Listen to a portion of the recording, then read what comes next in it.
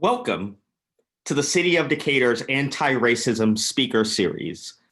Dr. Andra Gillespie is the third of four speakers invited to join us this fall as we work to become an anti-racist city.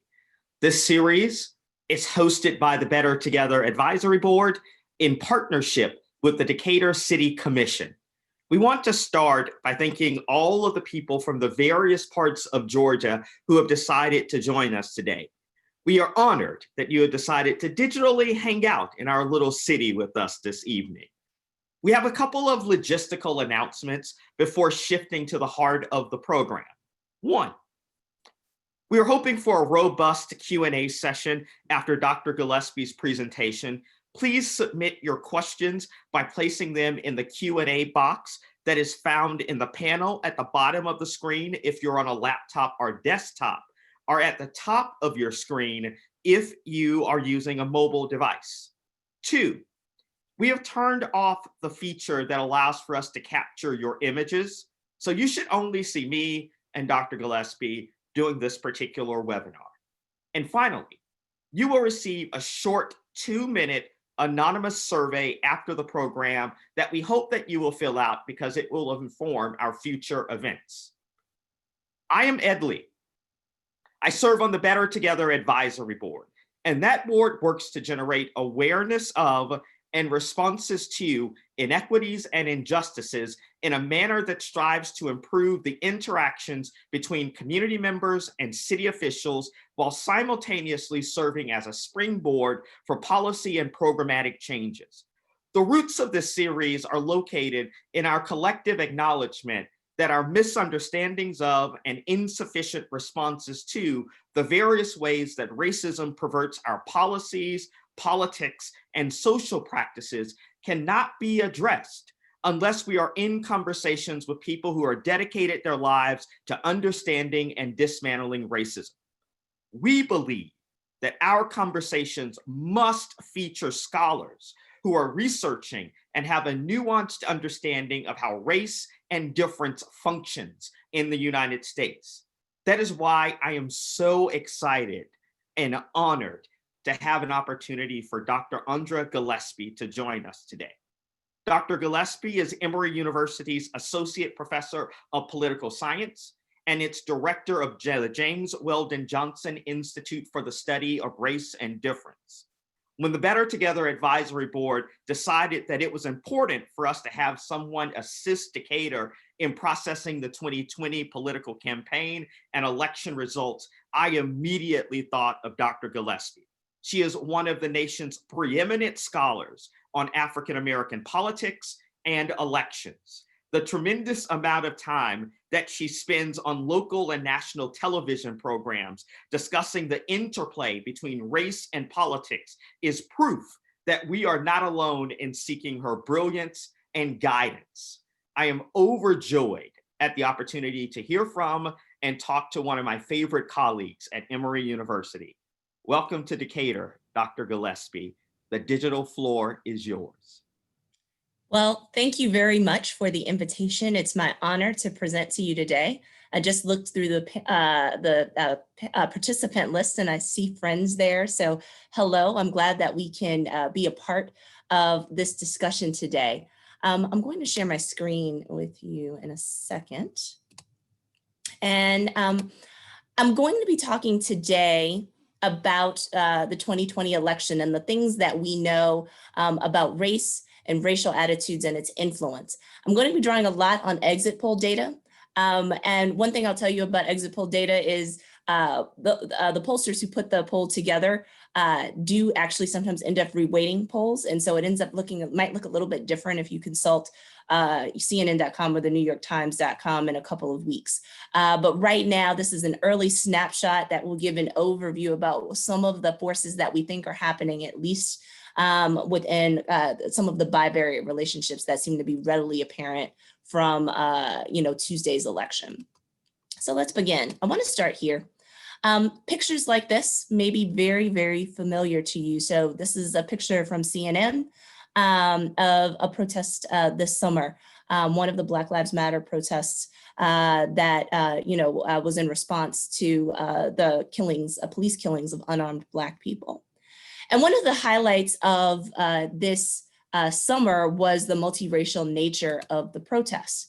And indeed, it was heartening to see people of all colors and backgrounds and genders marching together in support of Black Lives Matter and in support of the idea that racial injustice shouldn't stand and that Blacks had a right to live and not to be terrorized by the police.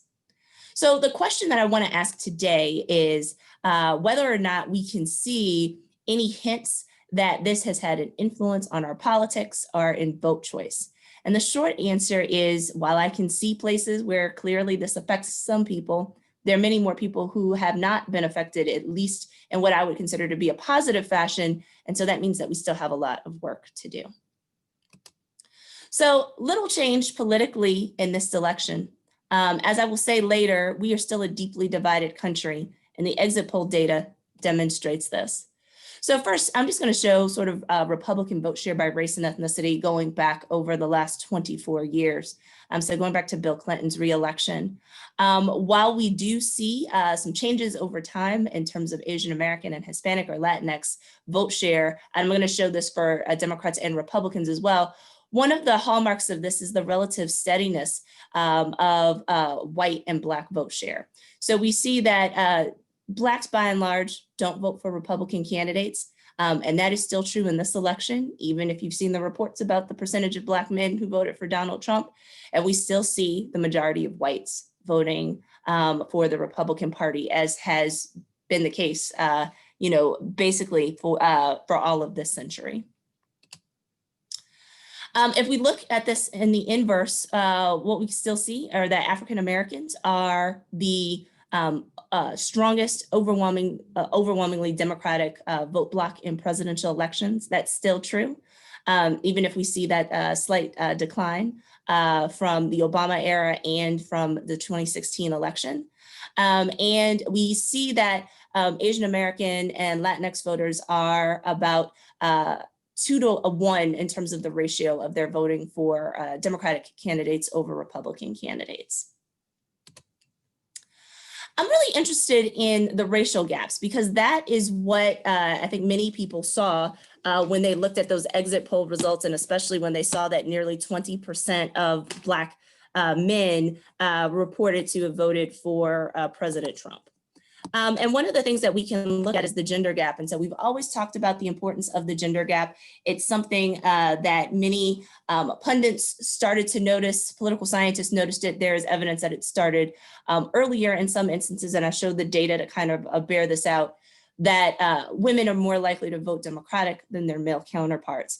There is some variation by race over time, and it's important to understand that the gender gap in presidential elections is largely driven by the fact that women of color, who make up a disproportionate share of voters of color, are much more likely to vote Democratic, and so they tend to drag up the Democratic vote share amongst women overall. And that's actually particularly true in this presidential election year. So one of the things that you might note is going to 2020 is that the group that is the least likely to have a gender gap, or the group that has the smallest gender gap, is white voters. So it's that really short blue line, and my cursor is right there so that you can see that. We see much higher gender gaps amongst Black and Hispanic populations, and then overall what we see is an 8-point gender gap. So this is a lower gender gap than the record 13-point gender gap that we recorded in the 2016 election. And so there could be more reasons for this. You know, a lot of it is that there were many men who were willing to vote for Joe Biden. It's part of the reason why he's currently ahead in the vote. If we hadn't seen such a relatively speaking, strong vote share amongst men, we might be talking about a different story. So as I mentioned before, women of color are more numerous in the electorate. And so this breaks down the racial composition of the 2020 electorate as the Edison Mitofsky Roper poll is sort of breaking it down right now. And so one of the things to kind of keep in mind is that Black women and Latinas are make up anywhere from about 57 to 60% of the total number of votes in their racial or ethnic community. And so when you see African-American women or Latinas voting for Joe Biden at a higher share, that's going to be more influential on what the overall Black vote looks like or what the overall Hispanic vote looks like than the votes of men. And I think it's really important to keep that into context. We know structurally why this is happening because men of color, because people of color are more likely to be involved in the criminal justice system, but because men of color are more likely to be involved in the criminal justice system and maybe don't always know once they get out what rights they have to get their voting rights back, they tend to be registered to vote at higher rates. But even once we get past the hurdle of voter registration, what we do find is that men tend to vote at lower rates than women. So even once we look at the people who are registered to vote as our denominator, we still see higher participation rates among women, particularly women of color, than we do among men. So we can look at Georgia and we can see very similar patterns. So if we look at the gender gap as it is recorded right now, we see that the gender gap is smallest among whites and it is biggest amongst Hispanics in Georgia in this particular race. And again, we see how African-American and Latino women make up a larger share of their community's voters than their male counterparts. So one of the things that's actually really important to look at is also considering that while gaps are real and while women are more likely to vote Democratic than men, we're talking about different degrees of support. So if you were at the JWJI forum on elections in 2016, and I hope you come to our forum in a couple of weeks in 2020, one of the panelists noted that we were talking about all of these differences in terms of the gender gap between Black men and women, but at the end of the day, the overwhelming majority of Black folks, regardless of gender, voted for Hillary Clinton. And that's still true here, and the inverse is also true. So while we see gender gaps, we also have to look at what's the Biden-Trump split amongst these race and gender groups.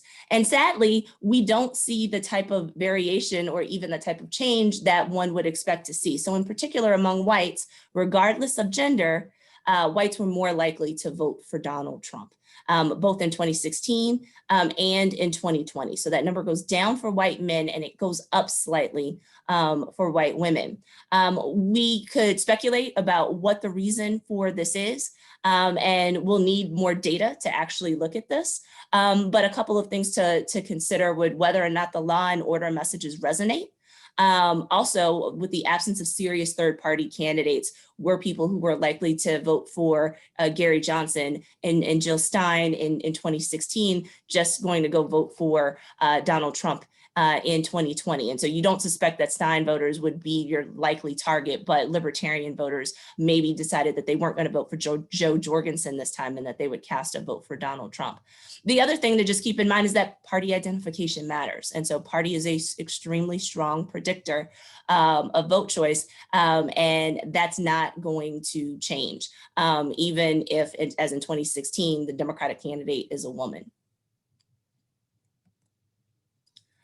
If we break this down by age, this is something that's really sobering. So if you have the image in your head from the summer protests, that you had lots of young people of all races working together in the fight for racial justice, that you might see serious variations in terms of what younger white people might support in the presidential election versus their elders. You do see some variation. So younger people are less likely to vote for Donald Trump than older Americans amongst the white cohort. But one of the things that you'll notice is that majorities of whites, regardless of age, cast their votes for Donald Trump. And so we still see this difference in terms of party identification and in terms of voting behavior that's significant. And I should point out that this is true in 2016. So in 2016, in part because of the presence of strong third-party candidates, Donald Trump only wins a plurality of the young white vote, those aged 18 to 29, but that's still, Donald Trump got more votes than Hillary Clinton did. And so that's important to note that. So when we start talking about sort of the Democratic or the progressive nature of the youth vote, it's largely being led by young people of color, particularly young African Americans who, very much like their elders, particularly the oldest African Americans, were overwhelmingly more likely to reject Donald Trump, both in 2016 and in 2020.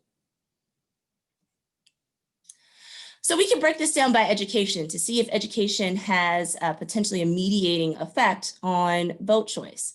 And again, what we see here is actually pretty sobering. So educational status does not matter or doesn't predict vote choice amongst people of color. People of color, regardless of whether or not they had college degrees, were more likely to vote for Joe Biden. And then if we look at the splits for those who are college educated versus those who aren't college educated, we do see that those without college educations among whites are more likely to vote for Donald Trump. And that's true for both men and women. But then we could also look at sort of, who is voting for Donald Trump amongst college educated whites.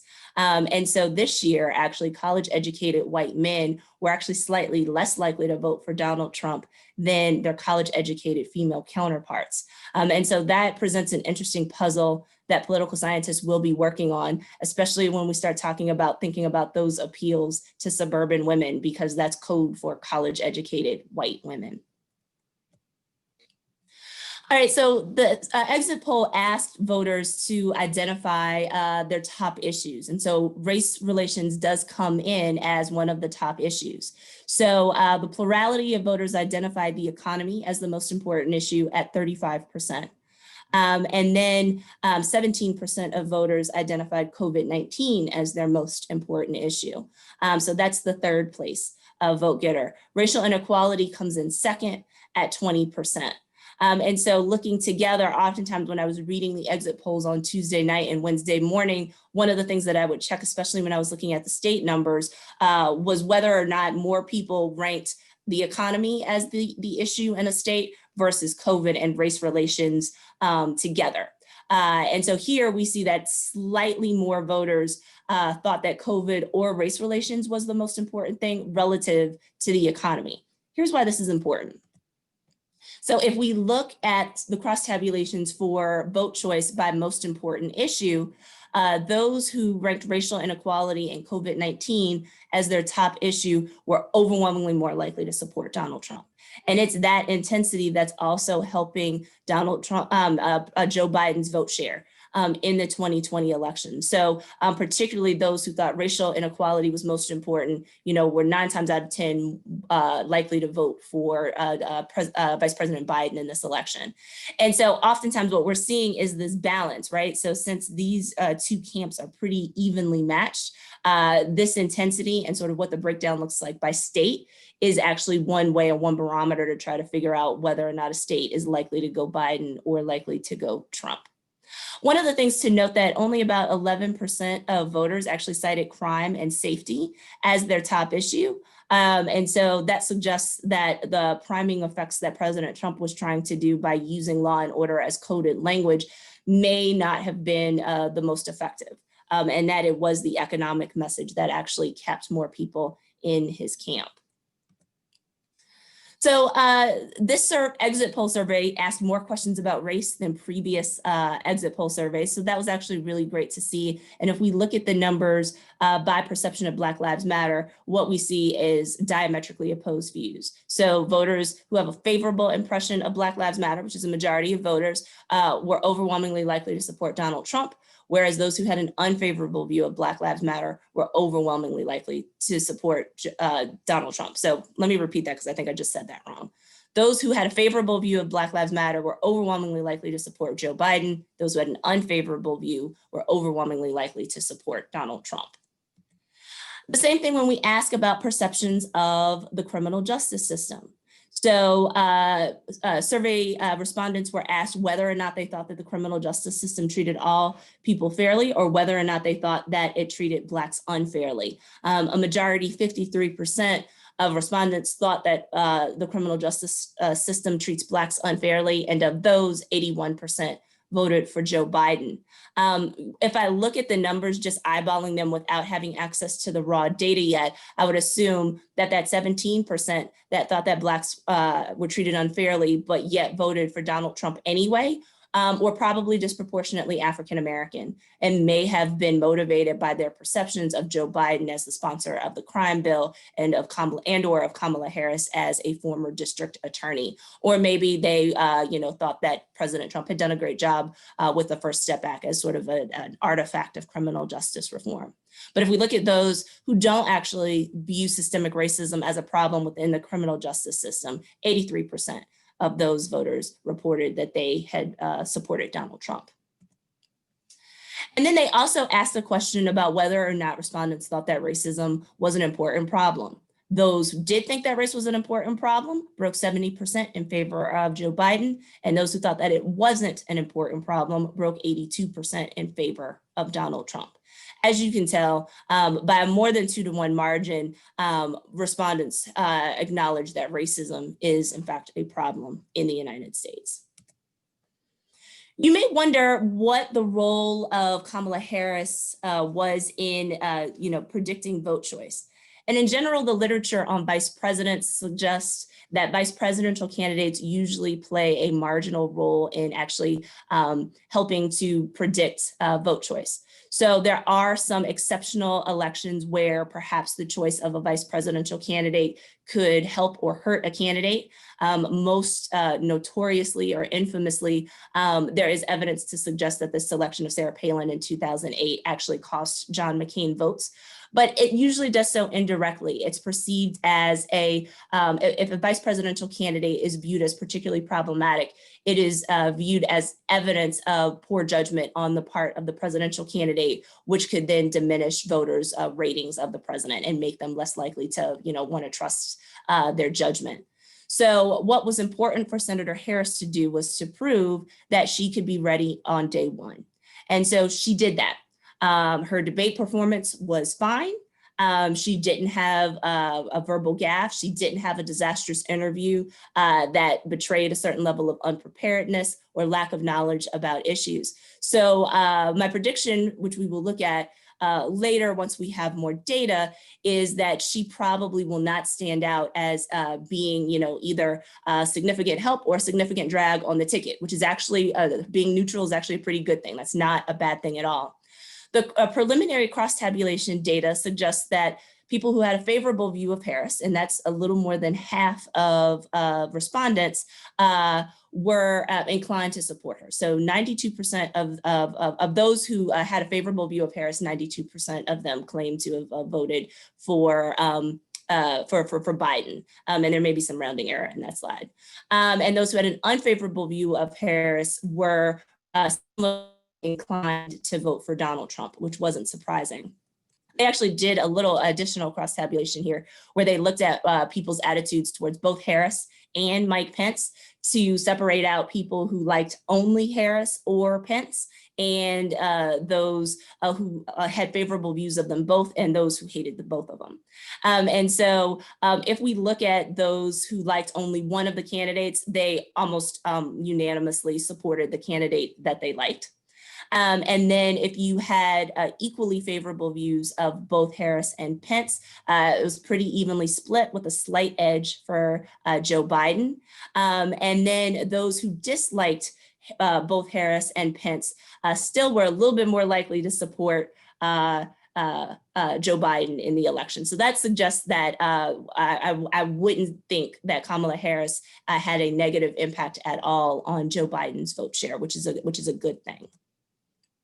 So I want to bring in other data outside of the exit polls to just give a sense of the landscape that we're in now. And so the data that I'm going to use is from the Public Religion Research Institute. And as a disclaimer, I am a fellow at PRRI, and so I'm doing this in part as part of my obligation as a fellow there.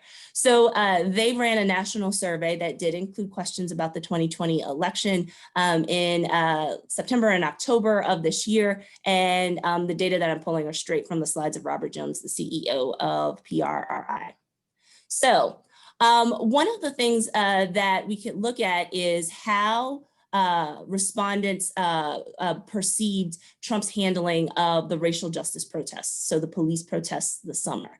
And so what we see is that, over 60% of respondents disapproved of the way that Trump had handled the protests, and a majority of respondents thought that President Trump had encouraged white supremacists. But when we break this down by party, what we see is that this is the overwhelming perception of Democrats, which is not surprising, very much less so for Republicans who were inclined to support the president and how he handled the protests, and to disbelieve that he had encouraged white supremacists.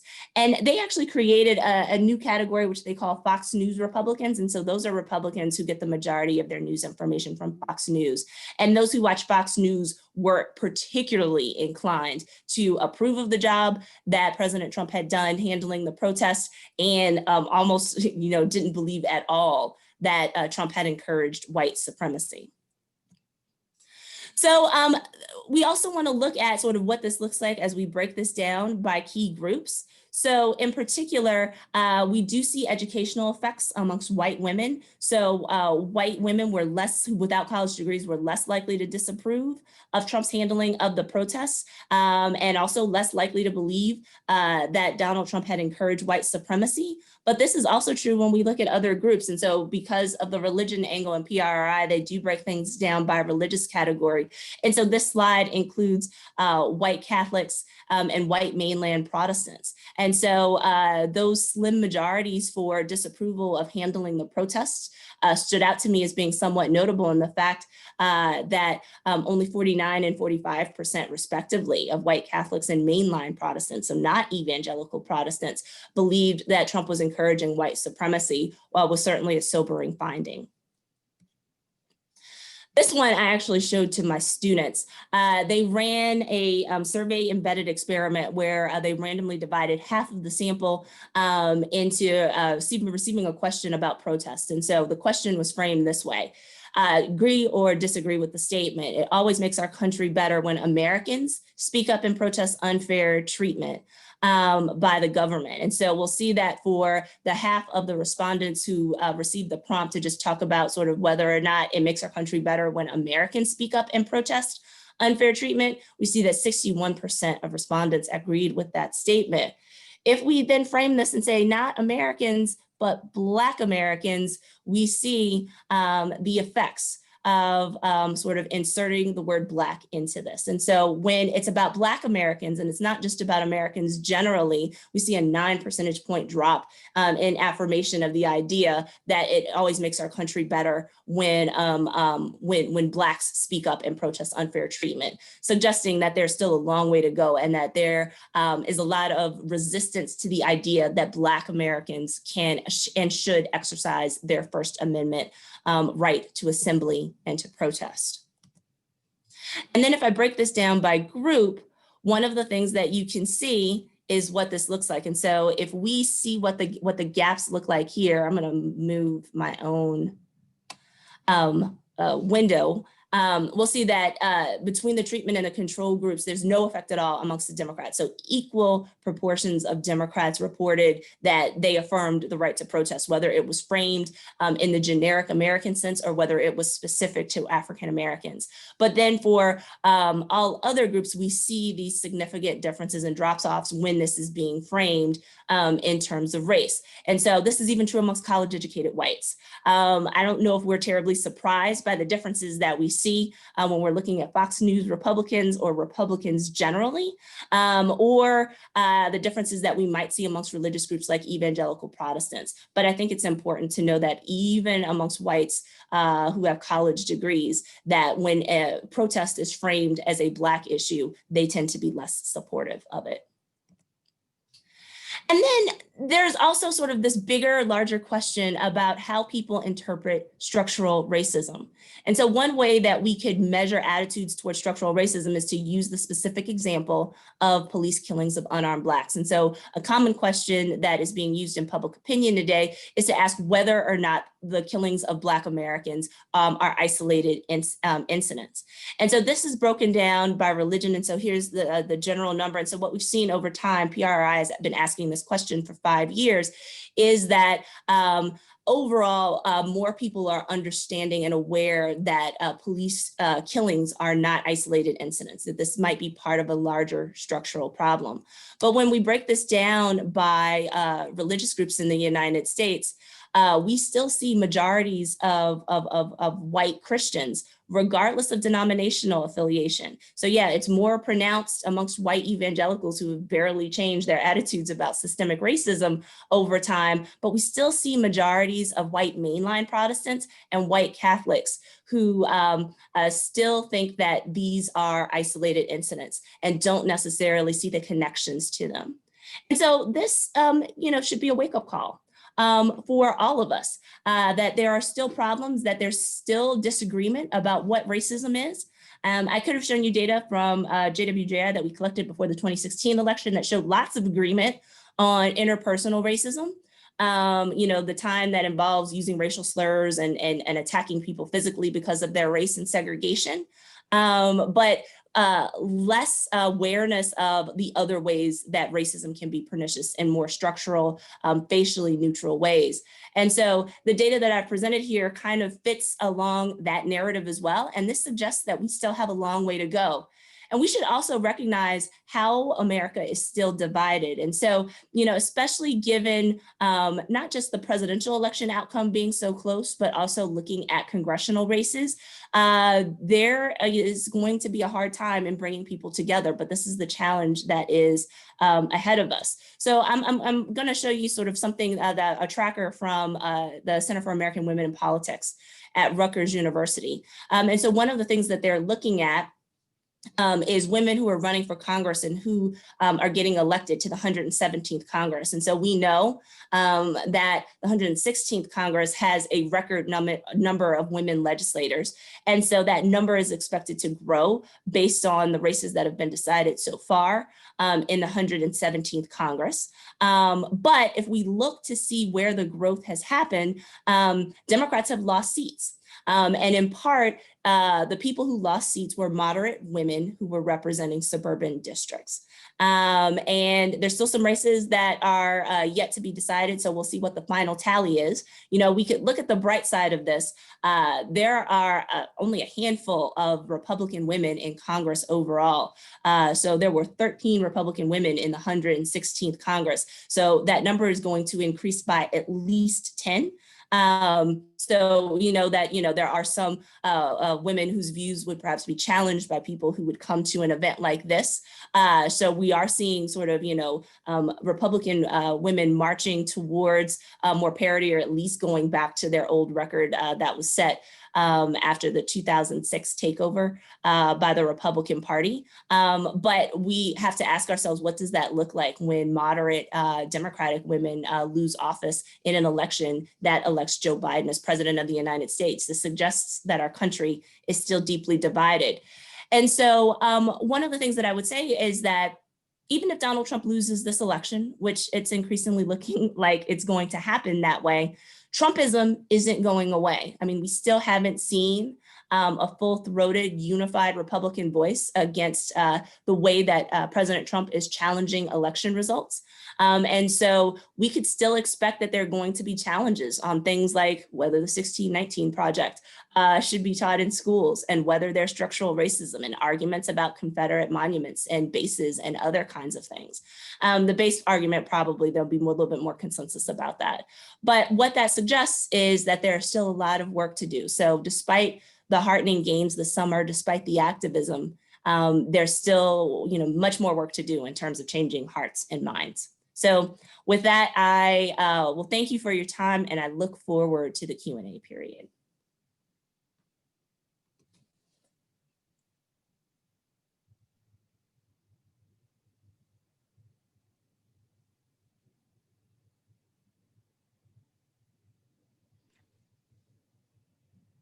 So please, if there are questions that you have, please add them to the Q&A section. I have quite a few of my own. To start, I'm curious about the exit poll data. If you're Joe Biden or any other politician, and you wanted to respond to your constituents who identified race relations or race inequality as a significant driver of their votes, what would you do? What are those things that people are talking about when they say race relations, race inequality is an issue that they want to address? So it's hard to tell. So votes are blunt instruments in terms of conveying the type of mandate that voters are giving you. So people have many different motivations for voting for the candidates that they do.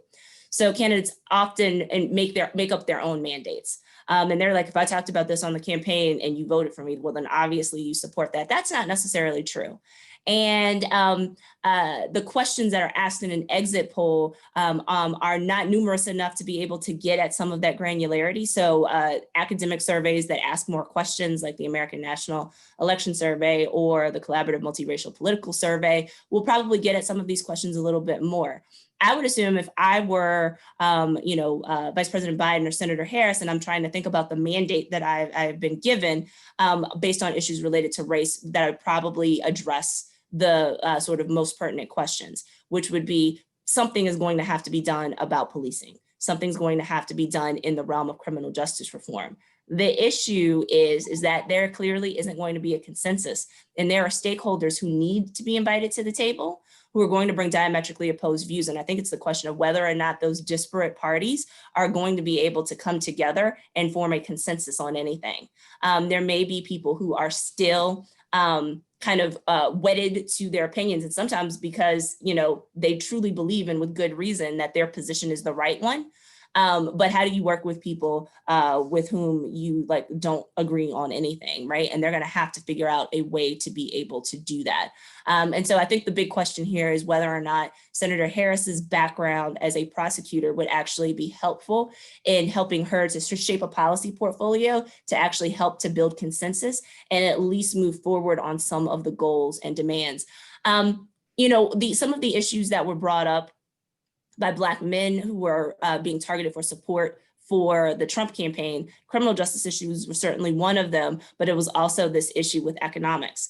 And that's actually a pretty common refrain in Black Republican circles. So there's the notion of Black capitalism and appeals. Richard Nixon was even making these appeals in the 1970s to African Americans to get them to stay in the Republican Party or to come back to the Republican Party at that time. So thinking about economic development and wealth inequality will also probably be something that they will address. And that one might be a little less controversial. There, are redistributive kinds of policy solutions that may in and of themselves be controversial, but there are ways to try to sort of provide support to Black-owned small businesses, to communities that need economic investment that could prove to be popular and would be really popular if they proved to be successful.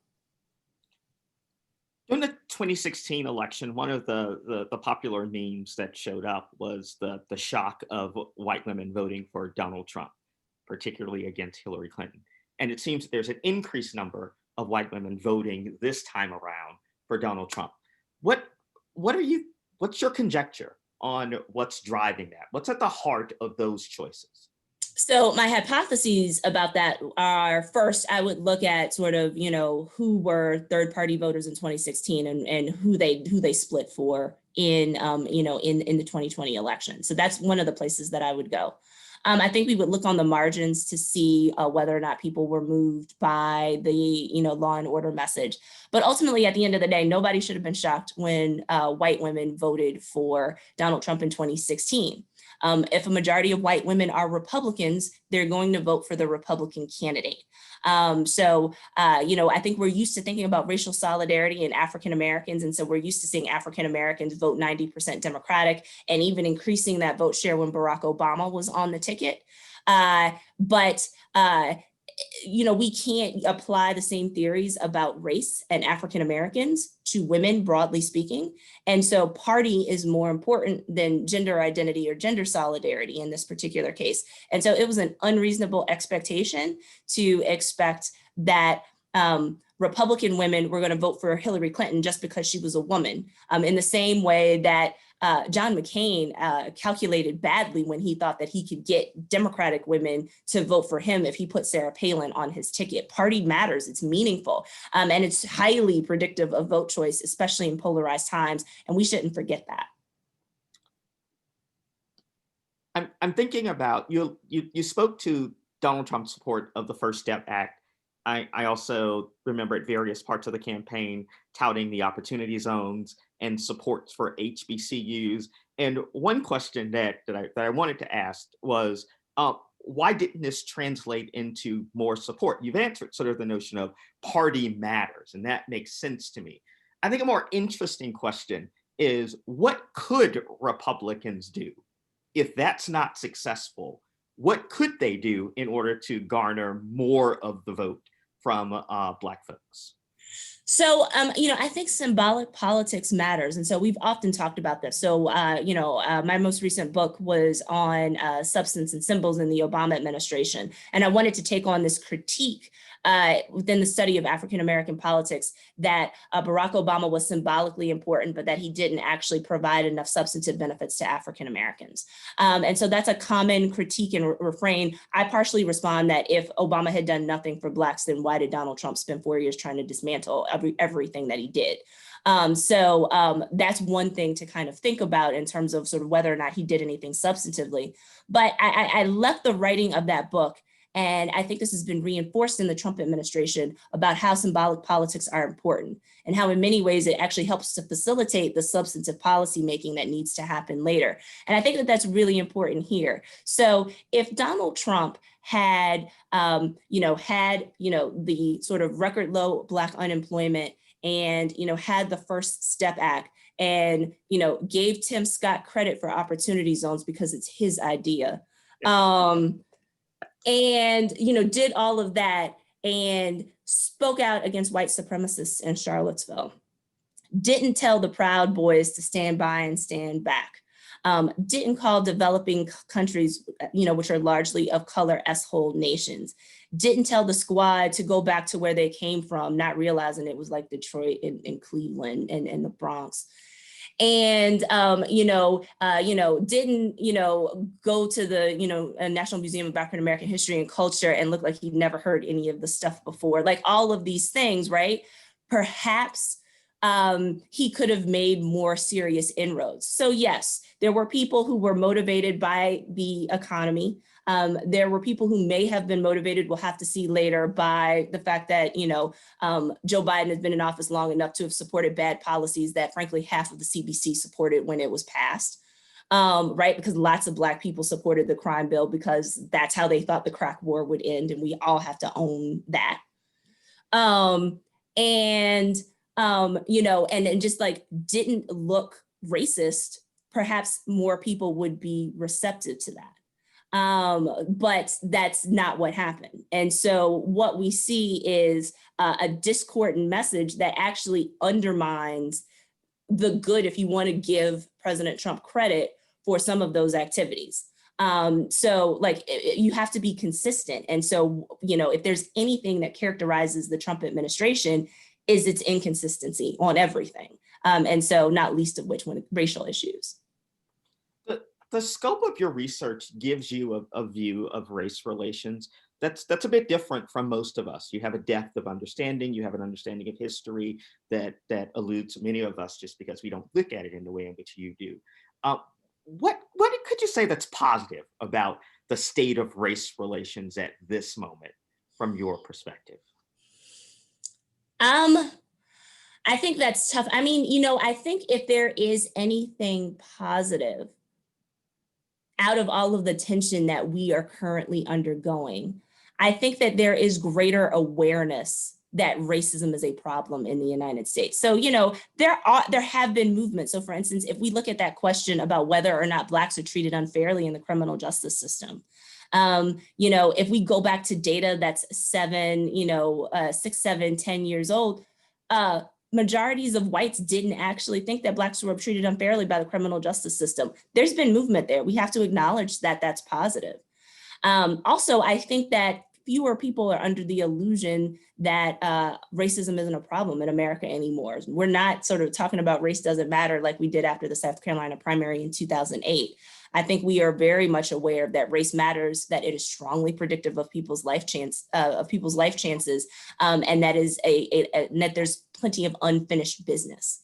And so while it is unsettling to have to deal with all of these things, especially when cries to deal with it are met with resistance, and there's frustration and there's violence, this is the fact that we're getting this all out in the open is an opportunity for us to address issues. Now, the fear is that we've seen this happen too many times in American history, is that it gets so uncomfortable that people kind of want to sweep some stuff under the rug and put sort of a glossy bow on stuff and not actually deal with serious issues. And so we have to actively work against not failing to address issues. And so we actively have to work against sweeping things under the rug and just be willing to have some really uncomfortable conversations in the next few years. Otherwise, 10, 15, 30 years from now, we're going to be having the same conversations. We're going to have the same eruptions. And there's going to be another generation of young people who are going to be wondering why we didn't handle this business sooner. I'm wondering, and some of us are wondering about the role, how do exit polls play out in a world in which there's so much early voting that took place?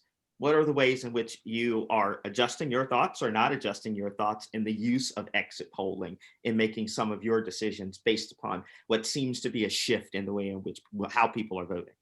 Oh, exit polls started early. So it's not like they just did all of that on election day. So, in light of early voting, they do actually start fielding those polls sooner to capture early votes as well as those who vote on election day. I'm interested in polling in general. It seems that since 2016, that there was a cottage industry that started well before then, but now there's another cottage industry of attacking the polls as being utterly irrelevant. For lay folks like myself, what should I know about presidential polling, and how do I differentiate between good and bad polls? Wow. Okay. So lots of things. So the types of polls that President Trump retweets are terrible, right? Those are internet surveys that are self-selected. So that's not a representative sample of anything. The surveys that sometimes show up on the AJC where, it might ask you what you thought of the latest Walking Dead episode or like what you think the best restaurant in town is. Again, those are self-selected samples. They're not really representative of anybody. So don't pay attention to those. If you got a survey in the mail from a partisan leaning group that was asking you very leading questions, it was more of a fundraising tactic than it was an actual survey. And in fact, I would put those in the category of being push polls, which are unethical polls, which are basically like gossiping and spreading negative information about candidates and issues in order to try to curry support. That wasn't actually about data collection or information. So in general, I think there are some things that we do incorrectly with polls. One, we expect that if a survey says that 50% of voters are going to vote for Joe Biden and 45% are going to vote for Donald Trump, if the actual election results come out differently, then somehow the poll is wrong. That's not necessarily true. We have to remember that the number that comes out in a poll, because you were talking to a sample of a smaller group of folks who are supposed to be representative of the larger population, that there's going to be variation, there's going to be error. And so those margins of error or their equivalents, if you're using online polls, are there to kind of provide benchmarks and to sort of give you the boundaries of what the possible range of answers could be. National polls in 2016 actually weren't that wrong in terms of predicting vote share. So Hillary Clinton's actual vote totals came within the margins of error of most of those polls. And I think that it is too soon to write off the national 2020 polls because votes are still being counted all over the country. And so if you keep in mind that, yes, we know Joe Biden won California, but they're not done counting all the votes in California yet. And so those numbers actually might look a little closer to what some of the surveys were telling us. I'm not sure about those double-digit margin ones, but some of the other ones, they won't look that off. There are some states where I don't know what's going on yet. So I can't explain how, like, every public survey that I saw in Maine said Sarah Gideon was going to beat Susan Collins. I don't know what happened there. And I think we should point out that a lot of the survey work that was being done in South Carolina was sporadic. And so people got excited about Jamie Harrison based on late summer, late summer, September polls. If you look at Real Clear, like the last poll survey was done, and I think it came out of the field on October 25th. And so that leads to another point, is that surveys are only as good as the moment that they're in the field. People update their information based on, or update their preferences based on new information. And so, yeah, I could ask you something one day, you could change your mind the next. And so I would expect that there's some variation, if you're going to go back and sample in a population, a couple of days later, or a week later, or a month later. I don't expect the numbers to come out the same. So I would just encourage people to be really careful about sort of expecting too much of polls. It's supposed to sort of give you a ballpark range. It's not supposed to sort of like perfectly predict what's going on. And so, like, don't criticize a poll if it's like, well, you said 50% and it turned out it was 48%. It was like, yeah, for most surveys, that's within the confidence interval. That's perfectly fine. So, I would just caution people to do that. And what we do in academic work is less horse race stuff. I'm interested in the other questions and the relationships of, well, if you answer this question this way, how are you answering like a whole host of other questions? Because that actually is more interesting to me than trying to weight the poll correctly to, like, make sure that I get the exact number of what the election result was. I agree with you about the staying power of Trumpianism, even without Trump. And it also seems that there will be a cost to pay for there not being a blue wave in the House, not taking back the Senate. And one of the concerns that have been voiced is that, well, the cost of that is a progressive agenda amongst supporters, Democrats, that they no longer will support universal health care. They no longer will support police reforms because that will get seen as the reason why there was not a police reform. Is that your read of one of the costs that we will have because of the way in which this election unfolded?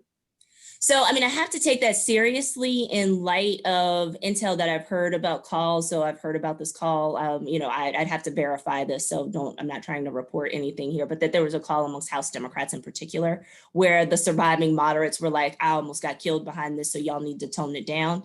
And I think that discussion needs to be had. It also needs to be had in the context of broader public opinion about what attitudes are about issues. The truth is that there isn't a consensus on some of these issues. So in particular, if we look at issues related to policing, there are those who believe in total abolition, and then there are those whose definition of defund the police is very, very different. And we need to acknowledge that heterogeneity is there, and we need to make sure that we're inviting all of those voices to be heard at the table. And for people who sometimes have certain views that might put them on the relative extreme of their party organization. So I'm not really talking about within the Democratic Party, I'm talking about moderates versus progressives, right? You still have to do the work of persuasion. So you can't just say, well, I know what I believe and this worked and helped to get me elected in my district. And so therefore I'm going to come to the table and make my demands, right? Because this is how I represent my constituents. And I just expect people to follow along. There still is a give and take. There is still persuasion that needs to be done. And I think the lesson of this is to how to have those conversations. If you can have those conversations within a diverse partisan coalition or caucus, then you might actually be in a position to figure out how to have those conversations on the other side of the aisle. If we can't do it within the caucus, then how can you do this with people on the other side of the aisle? So I would encourage greater dialogue. I would also say that, incrementalism and compromise are dirty words now, and that shouldn't be. Like, we can't have the zero-sum game or the either or let the perfect be the enemy of the good. Even if you take an incremental step now, right? I think that, there is the concern about inertia, so that once you get this, that you can't go back to the drawing board and actually ask for more or build upon that. So I think you always have to be guarded about that and make sure that even as you get some aims that you just don't stop where you're going with that. But if it looks realistically like you're only going to get half or 30% of what you want, it might be better to get half of something than all of nothing. And so I think that people need to sort of recognize that that's not necessarily a bad thing, and to figure out what's doable. And sometimes it's even just more of a practical thing that, yes, you can have it all, but you're not going to get it all at one time. And so sometimes it's just a matter of ordering and prioritizing and agenda setting. And it's not that we're not going to get to this, but we just can't do everything at once. So this is what we're going to do first. This is sort of what's more plausible to do at any given time. So yeah, they're going to go through those growing pains. I think the final thing that I would say about this, it kind of goes back to the defund the police argument. Sometimes some of this is about marketing. And so, if I have a critique of Black Lives Matter, it is for the people who came up with the term defund the police, right? Because people hear that and they take it literally. And that's scary to them because they like the police. Even Black people like the police as much as they critique them. So, I understand that it was pithy and that it was catchy, but it didn't actually convey the complexity and the nuance of the policy goal. And yeah, I get it. I can't come up with something as catchy as let's figure out how to divert money from the police and give it to social services and other things that we can use to help develop our communities, right? That's too long, but you got to do the hard work in order to figure out what's the best way to distill that idea to convince a lot more people so that you can get buy-in. Oh, I absolutely agree with your final point from a communication strategy perspective. It was horrendous. That it would have been much better to come out and say, let's support the police by removing the social services agenda that we've been forced on them that they're doing, and that they can't do both. They're not trained to deal with mental illness. They're not trained to deal with all of the hardship that's here. So let's not force them to deal with it. And now let's fund a set of programs that actually addresses those issues. That is so much better than defunding the police. But you're right, it's so much wordier. And it's not pithy, it's not a catchphrase, but it doesn't lose the amount of votes that I think that was lost by Democrats because they thought that you were going to eviscerate police departments around the United States. I mean, and the sad thing is sort of, if you're just thinking from a strategy standpoint, so I'm not having an argument, I'm not making a value judgment about defund the police. Sure. If we look in Congress, the vast majority of members of the Congressional Black Caucus do not support defunding the police. Like, yes, we could talk about Ilhan Omar, for instance, but yeah, most people are not where she is. You wouldn't know that based on the rhetoric. Well, yeah, because you could draw a straight line in many ways from those in the 80s who supported ratcheting up policing in order to deal with crack cocaine epidemic, and this ilk of people who are in the Congressional Black Caucus. There's very little difference other than how much they are willing to talk about that because their electorate has changed a little bit. So yes. I have a question around the information that you presented around women of color being far more numerous, it seems, as an electorate. Does that translate into women of color being more numerous as being politicians? No. Their success in running for office? Why not?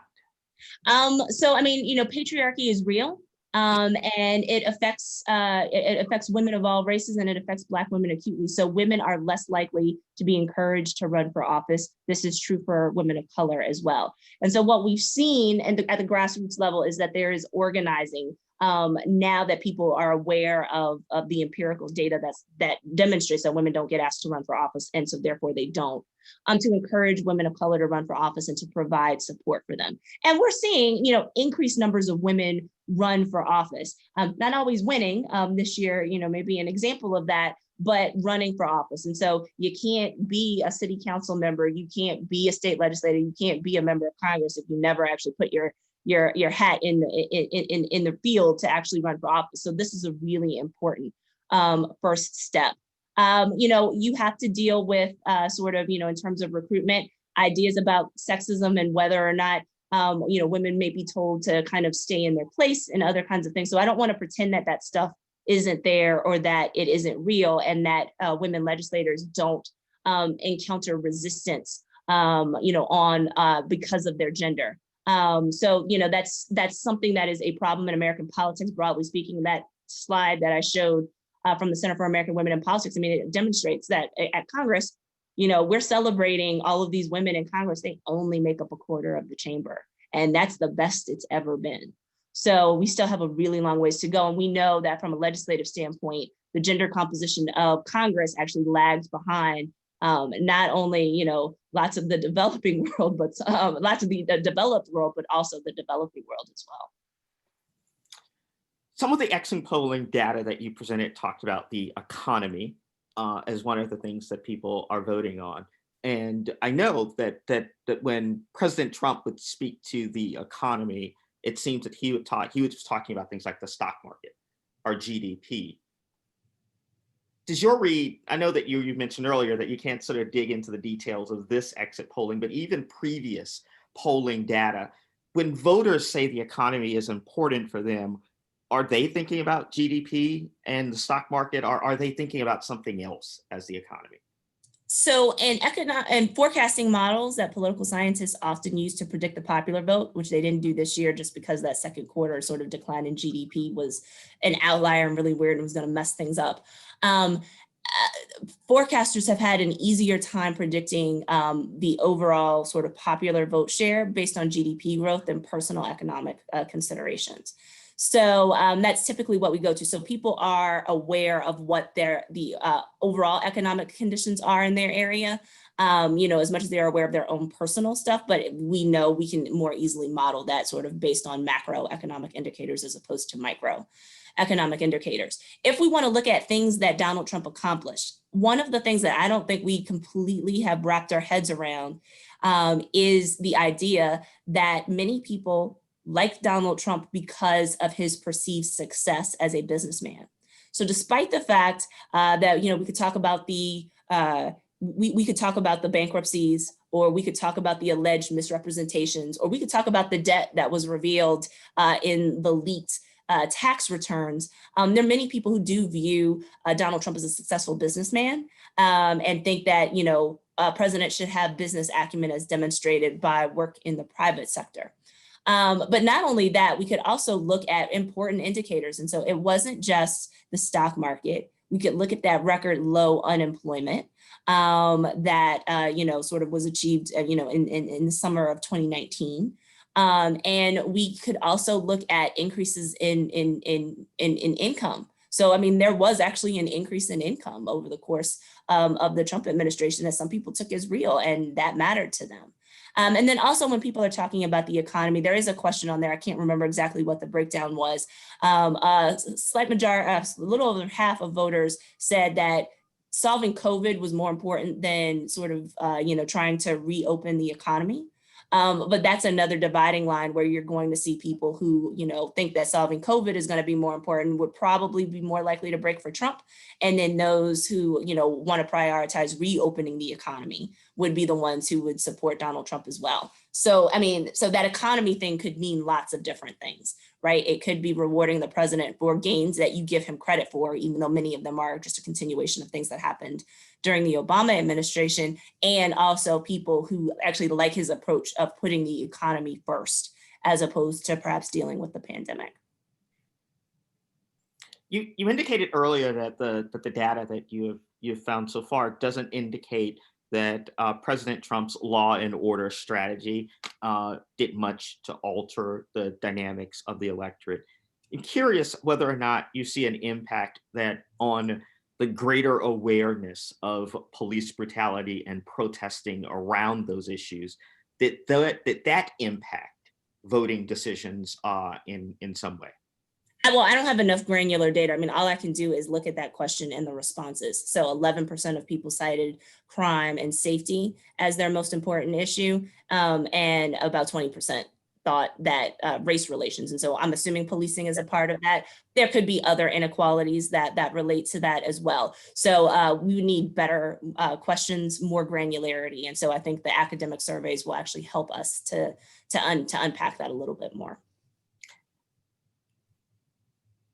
What's driving the bluing of Georgia? So a number of things. So, I mean, one, the demographic change in Georgia is real. And so we saw the share of African-American voters increase in the 2000s. And a lot of people would attribute that to reverse migration. So Blacks coming from the North in particular, and then coming back to Atlanta, especially if they have family roots here. And then in the last decade, what we've seen is this increase in the Asian American and Latinx populations in the state. So they're still small, but especially in terms of share of the electorate, the share of Asian American and Hispanic voters has doubled since 2012. So I mean, we're talking about the difference between 3 and 6%. But what that does is that actually puts the non-white vote share in Georgia in terms of the size of the electorate close to 40%. And so if you can just get enough liberal whites to vote along with the people of color who are going to break heavily Democratic, right? Now you have an opportunity to be competitive. In this particular race, according to the exit polls as they were weighted on Tuesday, Joe Biden was reported to get 28% of the white vote. It doesn't quite hit the 30-30 rule that Georgia politicians tend to go by, which is you need to get 30% Black turnout and 30% of the white vote in order for a Democrat to win. But you might not need to do that as much now when you've got a growing population of color that's going to break about 2-to-1 Democratic. So Joe Biden's 28% is actually better than Stacey Abrams' 25% and Michelle Nunn and Jason Carter's 23 to 24%. So, you know, it's important. The other thing is just to talk about Stacey Abrams. She deserves a ton of credit for identifying the fact that there were lots of latent Democratic voters in the state. And so when she sees that there are all these unregistered people of color in the state, and she makes it her business to register them to vote, then to follow up with them, to give them voter education so that they felt comfortable and knowledgeable of how to cast their ballots. And also just doing the hard work of mobilization, which is asking people for their vote, reminding them to vote, right? Well, she's reaping the benefits of that, that she's gonna deserve to get credit for this.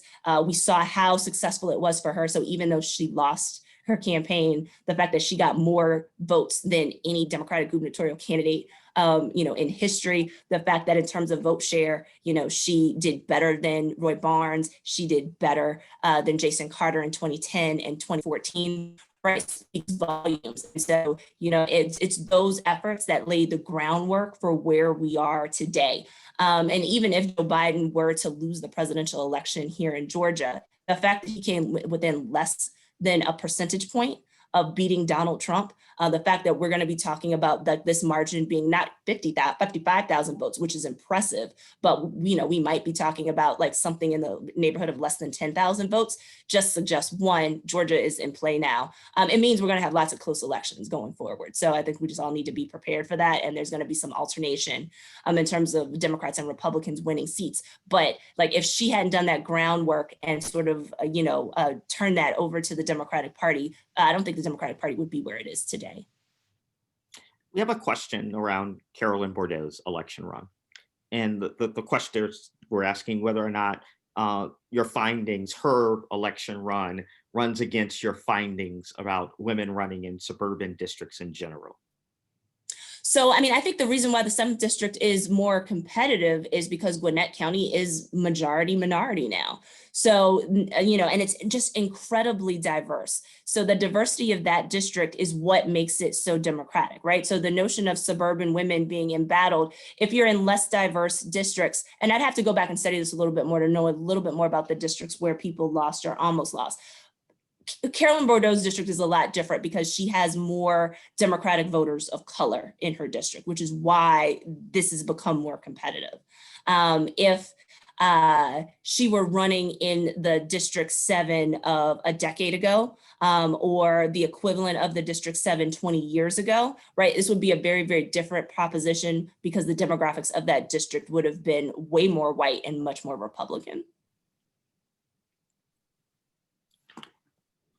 There was a prediction, and I think that you actually started here with the picture of the protesting students. I'm remembering them as being students. Actually, I have no idea if they were actually students. That's just the image that popped into my mind of the protesters who are there. But my question is really around sort of younger folks. That one of our predictions that we had was that they would be far more energized and would come out to vote in heavier numbers than we have previously seen.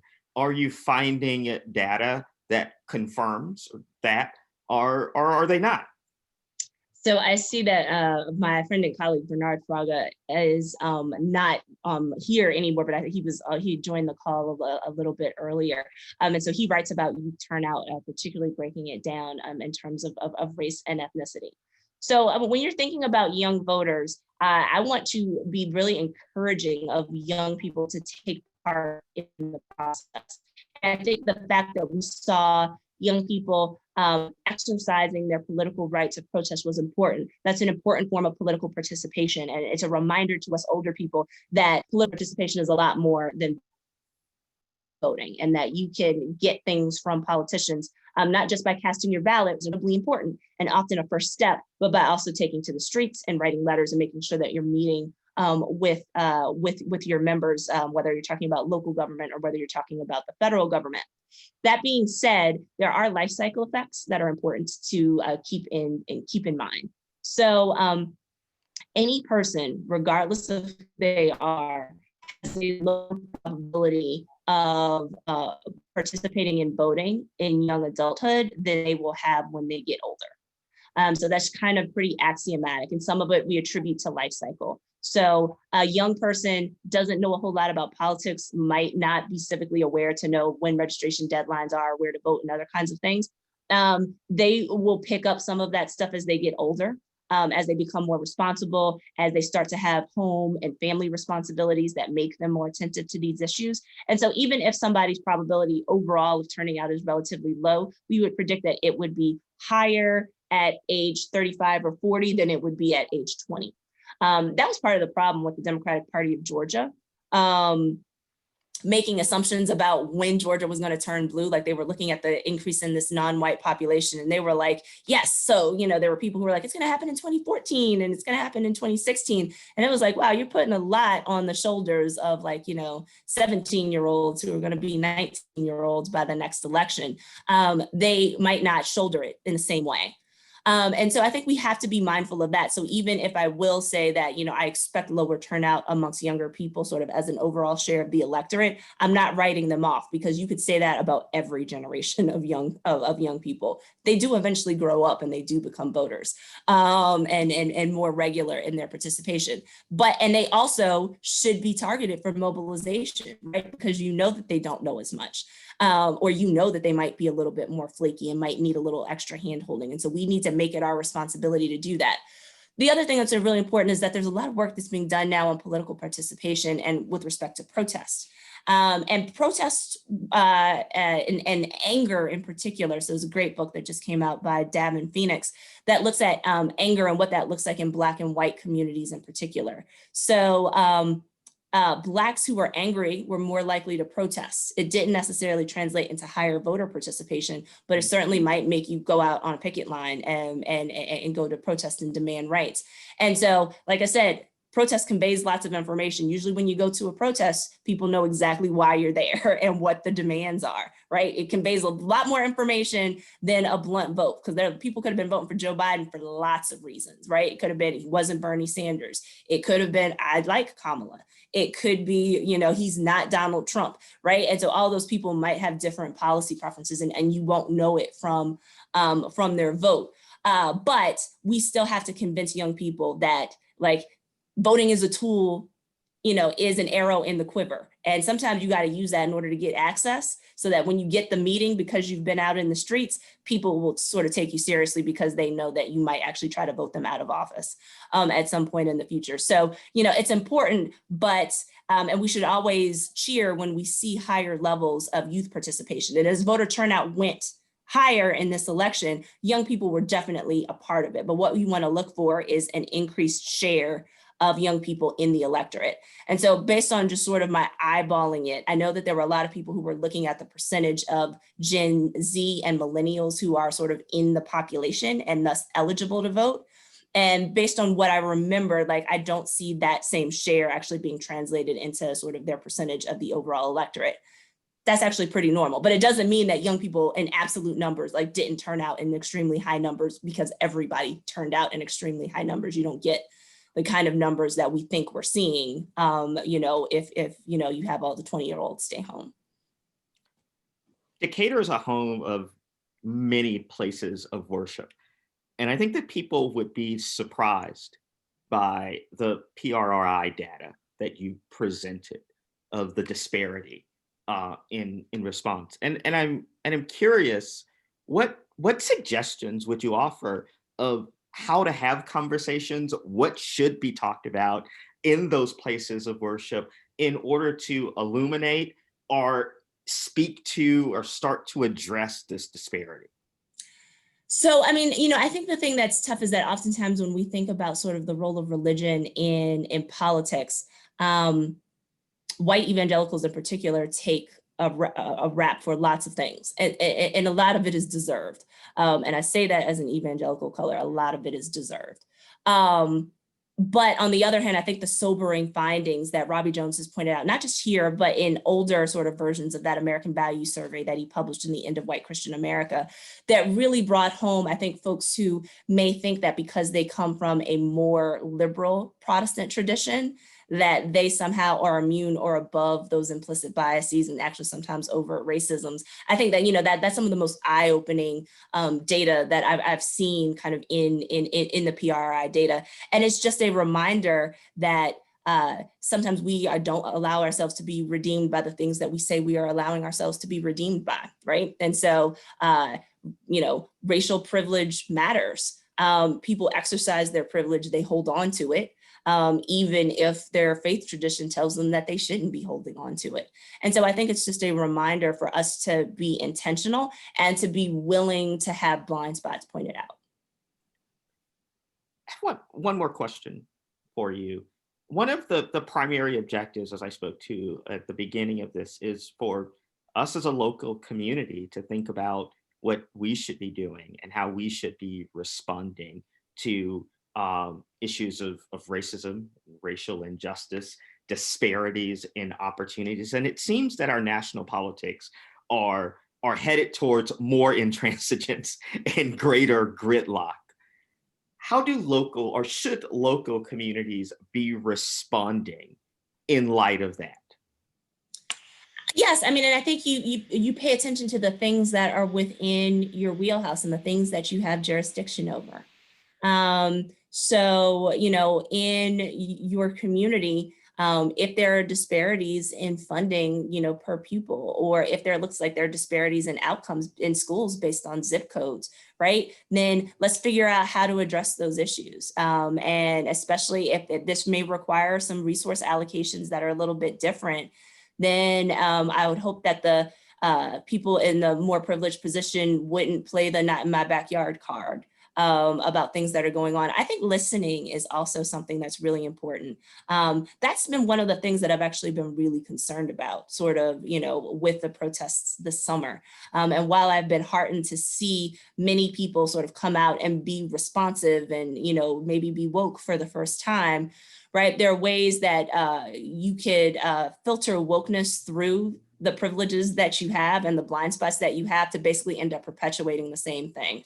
And so particularly for people who, may not sort of come from the communities that are most directly affected by police violence and racial inequality, in terms of those who would be most likely to be disadvantaged by their identities, right? When you have new people who are like, well, I was involved in Black Lives Matter protests, and so therefore I can come in and kind of tell everybody what to do, right? We got to sort of check ourselves on that.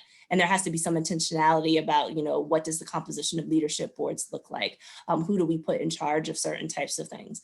And then I think that the symbolic matters. So I think that even while we are addressing structural and systemic racisms, we also have to sort of continue to think about interpersonal racisms. And yes, I think most people in Decatur know better. They won't walk around using racial slurs and other kinds of things. But if you're the type of person, if you're coming from a majority position who always has to be the first to talk in a meeting, who never gives credit to your minority colleagues for everything, and who doesn't speak to people, right? That tells me your politics. So even if you wrote $1 million check for a scholarship for Black people, I still wouldn't be impressed with what you did.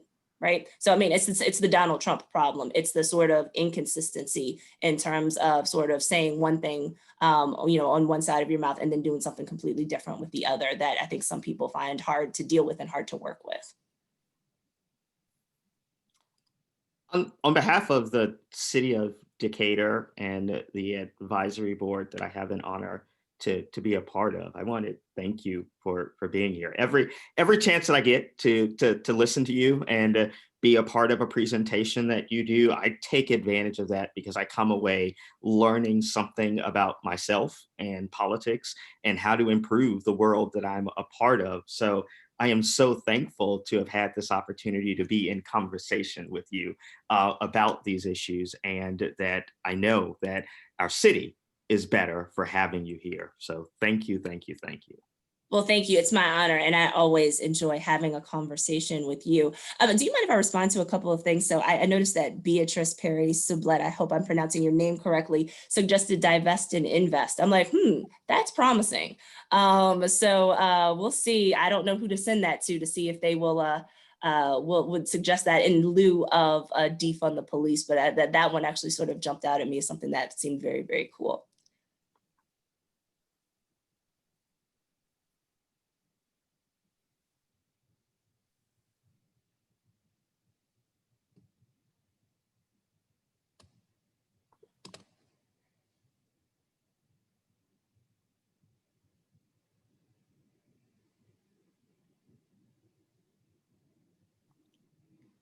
Yeah.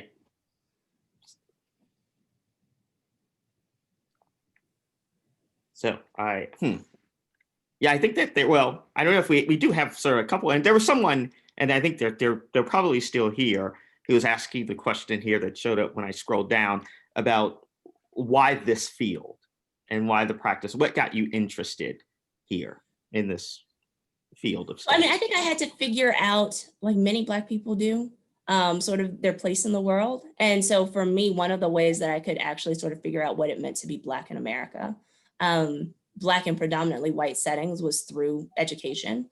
So, when I went to college, I was mentored by an African-American political scientist named Paula McLean. And, taking her classes and working with her certainly piqued my interest in the study of African-American politics. And I recognized that I liked it and that I could be useful there. So, I know some people, might sort of have their awakening about their identity, through activism or through art or other kinds of things. I was the nerdy one who took college classes and got there. So I think that that's a perfectly legitimate way to figure out how to understand your identity. Great. Well, enjoy your weekend. I know that you are about to spend a lot of time on television talking about these things elsewhere. And so I appreciate you, and I look forward to seeing you there. Well, thank you very much. And to all of the sort of personal comments in the Q&A, thank you very much. I appreciate the well wishes and the warm words. Goodbye. Thank you.